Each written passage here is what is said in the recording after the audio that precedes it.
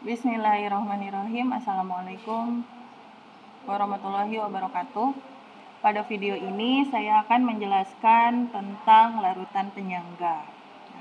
Apa itu larutan penyangga? Jadi, larutan penyangga itu merupakan suatu larutan yang memiliki sifat. Apa nih sifat dari larutan penyangga? Sifatnya itu dia dapat mempertahankan atau relatif tidak merubah apa? Nilai pH ya, dengan adanya penambahan sedikit asam atau basa ataupun pengenceran. Jadi larutan penyangga itu dia bersifat bisa menyangga pH ya. Artinya kalau misalnya ada larutan ini merupakan larutan penyangga, pH-nya misalnya 3 atau pH-nya misalnya 10. Nah, saya tambahin asam ke larutan ini, tambahin asam ke sini. Nah, sedikit ya, jangan banyak-banyak. Kalau banyak mah tetap aja ngaruh. Saya tambahin sedikit asam ke sini. Nah, maka nilai pH-nya itu kalau dia bukan larutan penyangga, dia akan turun secara drastis, signifikan ya, karena asam itu kan pH-nya rendah ya, di bawah 7. Dia akan turun drastis. Tapi kalau misalnya dia merupakan larutan penyangga ya, ditambahin sedikit asam, maka si pH-nya ini yang tadinya 10 nggak akan terlalu signifikan turunnya. Mungkin akan turun, tapi ya paling turunnya menjadi 9,8 atau 9,7 atau 9,9. Jadi nggak signifikan. Kenapa bisa seperti itu? Karena si larutan penyangga itu punya sifat bisa mempertahankan pH. Nah, kenapa si larutan penyangga bisa mempertahankan pH? Akan lebih mudah kalian pahami jika kalian sudah mengenal jenis-jenis si larutan penyangga ini ya. Nanti akan kita bahas. Kemudian jangan bingung kalau misalnya ya ada orang yang menyebutkan nama larutan penyangga itu dengan larutan yang lain. Jadi larutan penyangga itu punya sebutan yang lain. Apa sebutan lain dari larutan penyangga? Jadi larutan penyangga bisa juga disebut sebagai larutan dapar atau bisa juga disebut sebagai buffer. Jadi kalau saya bahas larutan dapar, bikin larutan dapar pH 5, ya berarti yang dimaksud di situ adalah bikin larutan penyangga. Saya bilang, tolong ambilin buffer, berarti yang saya maksud di sini adalah tolong ambilin buffer, saya minta ngambilin larutan penyangga. Ya, jadi larutan penyangga, dapar atau buffer itu sama, sifatnya juga sama, ya kayak nama lain aja. Ya. Kemudian jenis-jenis larutan penyangga. Nah, larutan penyangga ini ada 2 jenis, ya, cuman ada 2 jenisnya. Beda sama garam ya, kalau garam kan ada 4 jenis garam. Nah, kalau larutan penyangga cuman ada 2 jenis larutan penyangga. Apa aja? Yang pertama, ada larutan penyangga yang bersifat asam, dan yang kedua, ada larutan penyangga yang bersifat basa. Jadi cuman ada 2 larutan penyangga itu. Yang satu sifatnya asam, yang satu sifatnya basa. Nah, apa bedanya larutan penyangga asam dan larutan penyangga basa? Ya, kita akan bahas satu persatu, mulai dari larutan penyangga yang bersifat asam. Untuk membuat suatu larutan penyangga yang bersifat asam, ya, jadi suatu larutan penyangga yang bersifat asam itu dia terbentuk dari suatu asam lemah, terbentuk dari suatu asam lemah dan basa konjugasinya. Ya, oke, ingat-ingat lagi nih konsep asam basa konjugasi. Ya, jadi komponen larutan penyangga yang bersifat asam itu adalah dalam larutan itu harus ada komponen asam lemah dan basa konjugatnya. Ya, Contohnya misalnya asam lemah itu apa? CH3COH. CH3COH kan asam lemah. Nah, kalau CH3COH itu mau menjadi larutan penyangga, ya dimasukkan ke dalam suatu wadah, dia mau jadi larutan penyangga, maka di dalam wadah ini harus ada komponen si asam lemahnya, si CH3COH-nya, dan basa konjugat dari si CH3COOH. Apa basa konjugat dari CH3COOH? CH3COOH kan kalau terurai menjadi CH3COO- dan H+, ya. Basa konjugatnya berarti yang mana? Lihat yang muatannya negatif nih, yang ini. Nah, berarti di dalam larutan penyangga ini harus ada CH3COOH dan CH3COO-. Nah, campuran dari asam lemah dan basa konjugat ini ya, dia akan membentuk suatu larutan yang disebut sebagai larutan penyangga. Sifatnya apa? Kalau di dalam larutan itu ada asam lemah dan basa konjugatnya, maka dia adalah larutan penyangga yang bersifat asam. Ya, intinya larutan penyangga yang bersifat asam itu, ya, jadi gini, kalian lihat kalau di dalam larutan itu ada yang dilihat itu yang lemahnya. Ya, jadi kalau dalam larutan itu ada asam lemahnya, berarti dia larutan penyangga. Nah, kalau basa kuat dengan asam konjugasinya bisa membentuk larutan penyangga nggak? Tidak. Ya, jadi larutan penyangga bersifat asam itu terbentuk dari asam lemah dan basa konjugasinya. Ya. Bagaimana cara kita membuat larutan penyangga ini? Larutan penyangga itu bisa kita buat dengan 3 cara.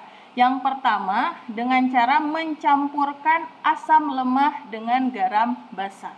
Ya, jadi suatu asam lemah dicampurkan dengan garam basa, ya, itu akan membentuk suatu larutan penyangga. Sifatnya apa? Lihat, yang lemah sifatnya asam, berarti si larutan penyangga ini bersifat asam, ya.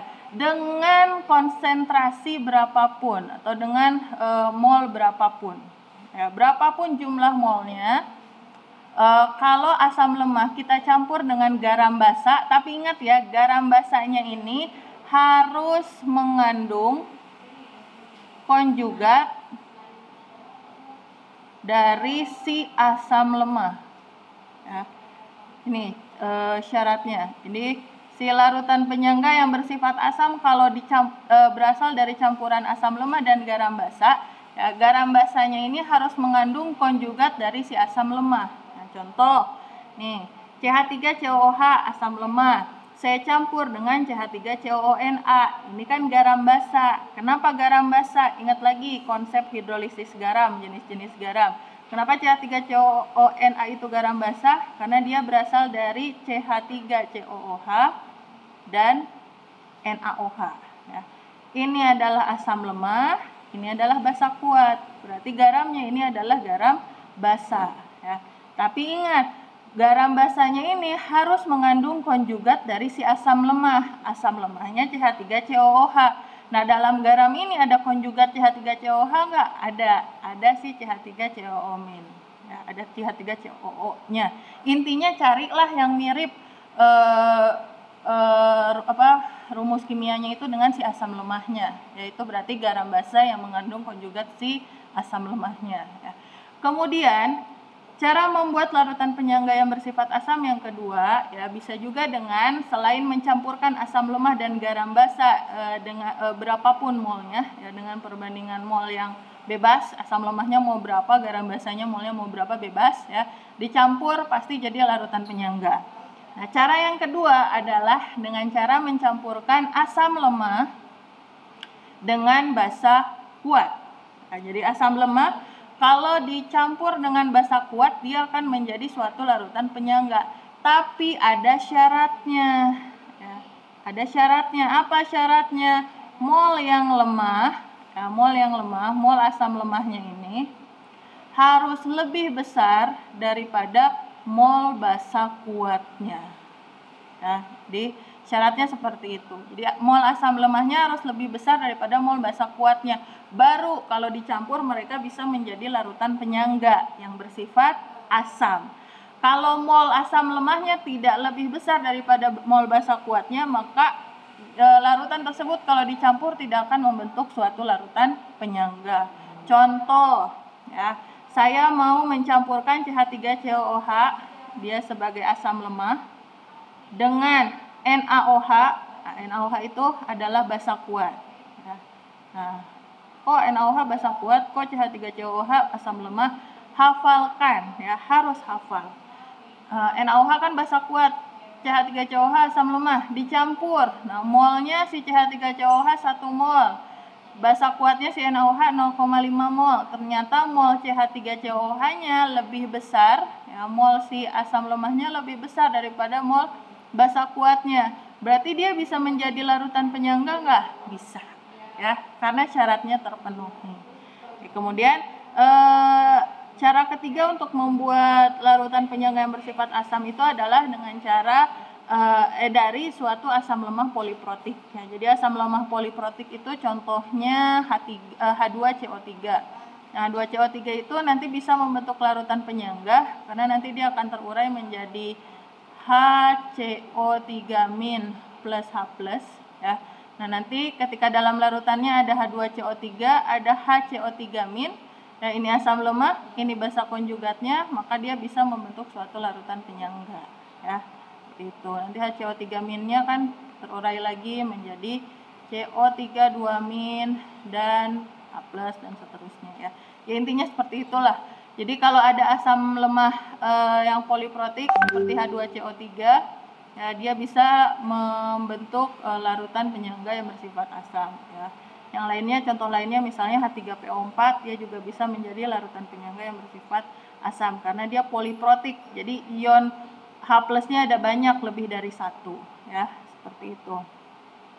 Oke, biar lebih kebayang, nah saya berikan contoh lain. Nah, di sini saya punya beberapa larutan, ya, dengan konsentrasi dan volume yang sama-sama 0,1 molar, sama-sama 100 mili volumenya. Nah, terus ini larutan-larutannya, ya, ditanya pasangan dari larutan mana sih yang bisa membentuk suatu larutan penyangga yang bersifat asam. Nah, kalau kita mau mencampurkan nih larutan-larutan yang ada di sini, ya, membentuk suatu larutan penyangga yang bersifat asam, ya, maka kita bisa mencampurkan si asam lemah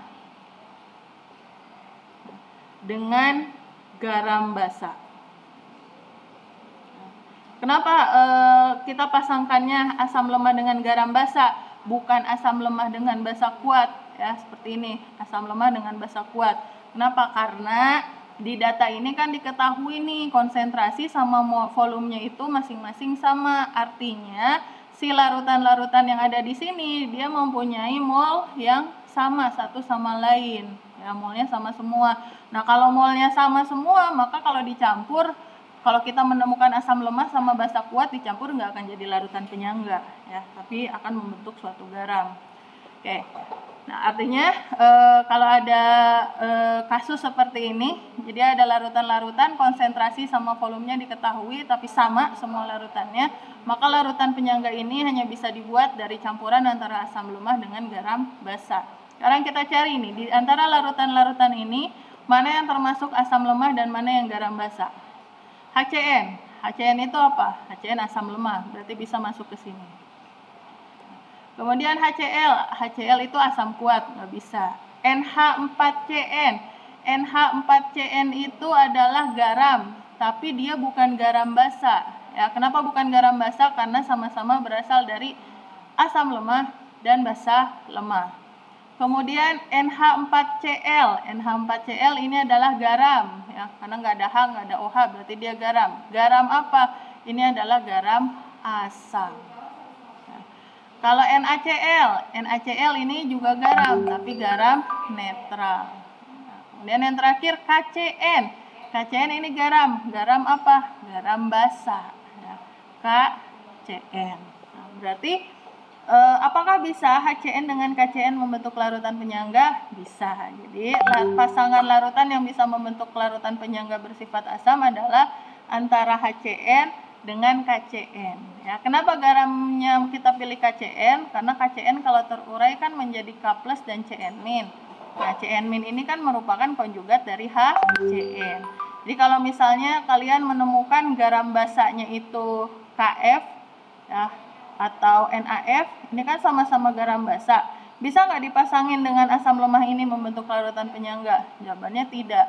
Kenapa? Karena pada garam ini tidak ada konjugat dari HCN. Tapi kalau pada KCN ada konjugat dari HCN, ya, yaitu si CN-nya. Oke, baik. Demikian ya penjelasan saya tentang larutan penyangga, terutama tentang larutan penyangga yang bersifat asam. Untuk larutan penyangga yang bersifat basa, silakan kalian pahami penjelasannya dari video saya yang lain. Terima kasih. Assalamualaikum warahmatullahi wabarakatuh.